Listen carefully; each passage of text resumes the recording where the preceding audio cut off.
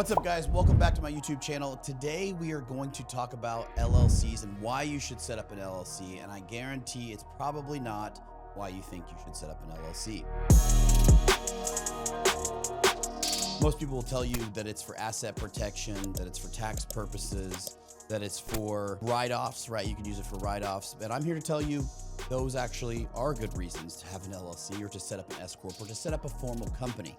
One of the biggest reasons, though, is that I see so many people wanting to get into real estate investing, wanting to get into business, and they don't have the commitment that it really takes to become an entrepreneur.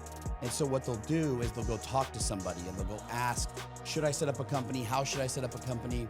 X, Y, and Z. Maybe it's a friend of theirs, maybe it's their dad, maybe it's their uncle, and they'll deter them from doing that because it's costly, right? If you do it correctly, my CPAs have charged anywhere from $1,000 to almost $2,000, depending on what we're structuring for our corporate entities, how we're building these out, and how we're totally looking at my portfolio of all my businesses. And so they'll get talked out of it. They're like, why don't you just go start first? Why don't you just go start making some money first? And is that wrong advice? I would say no, it's not wrong advice, because you want to make sure that your business venture has some kind of capital, that it has actual momentum under it, that it will actually work, right?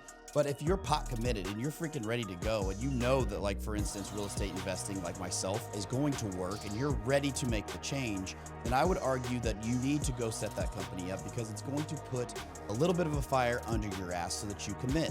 You're not committing. If you don't create an LLC, if you don't create this company, if you don't do this the correct way out of the gates, then what are you doing and what are you telling yourself? Most of the time, think about it. What are you telling yourself? You're telling yourself that you're not fully committed. And that if it doesn't work out, then good thing I didn't start that company. I didn't start that venture. I didn't try that thing out because it was a little bit expensive, right? It cost me a little bit of money to really get the company set up with the state, really start to file things, have a true entity and an EIN number. You just basically are not believing in yourself out of the gates. And so that's one of my biggest arguments for people that say, don't go set up a company. I'm like, you should, because now you're like, okay, I'm all in. If you're all in and you want to see success with what you're about to create, whether it's a business, a service business, an e-commerce product, or even a consulting service, or especially real estate investing in some capacity, then you should set up a company correctly. You should have those conversations with either an attorney or with a CPA or with somebody like Prime Corporate Services, which is an affiliate of mine, that they do all of the planning and they will help you set up your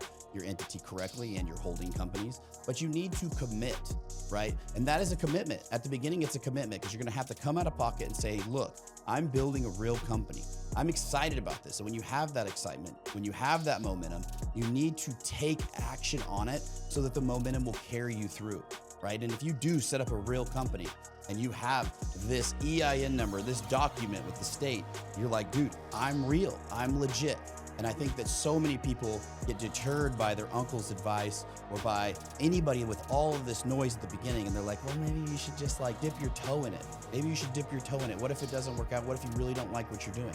Well, you know what? There's many of businesses or LLCs or companies that I've started. I've done all of this. I've filled out the information. I've spent a lot of money to get the company actually recognized really with the state, EIN numbers and everything. And you know what? I realized I did not want to run a real estate brokerage. I was like, I'm not going to do this. I have so many other things on my plate. I'm just going to dissolve that entity. And it ends up costing me to dissolve that entity.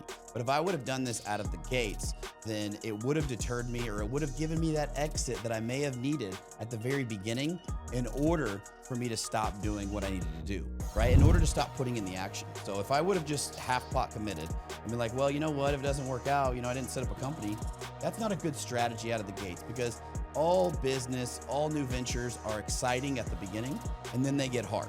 And when they get hard, people want to quit. And when you want to quit, you're going to be like, I have a real company here. I've really bought at least 1 or 2 or 3 deals, or I've started to look. I've already gotten pre-approved with the lender. I've already set all of these things up in this motion in place. I should continue to push forward, right? Obviously, educating yourself further as you go, investing in your education, doing these deals, applying yourself, and surrounding yourself with the right people is instrumental.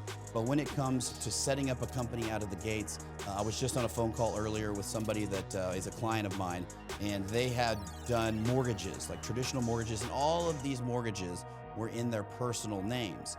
And they never really set up a company for this. And then they became more difficult because all of these mortgages are affecting their DTI, their debt to income ratio. right? And if you do an LLC or an S Corp or whichever one you're advised on by your attorney or by your accountant, then you do this correctly. You may have to guarantor a loan. You may have to be a co-signer of the loan. Like if the LLC doesn't make the payment, then Austin makes the payment, okay? But if I were out of the gates and just went and got traditional mortgages and did it all on me, then my debt to income ratio is not going to look so good because this is all personal debt, okay? And they're not thinking of you as, hey, he's buying these properties, he's renting these properties, he's running it like a business, he's a professional. No, because you came out of the gates and you said, I'm not a professional. I'm just a person and I want to get a loan and I want to put people in these houses and I want to rent them and I think I may be like to be a real estate investor, right?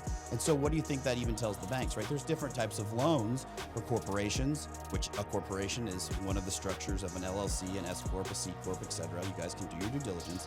But when you go to a lender and you say, hey, this is my documents, these are my company documents, this is my tax return, or I haven't done one yet, but this is what I want to put it under. I'm really going to go forward. I'm looking to buy 4 or 5 deals. I'd like to get pre-approved with my LLC, run everything through there. I'll open a company bank account. I have a company credit card.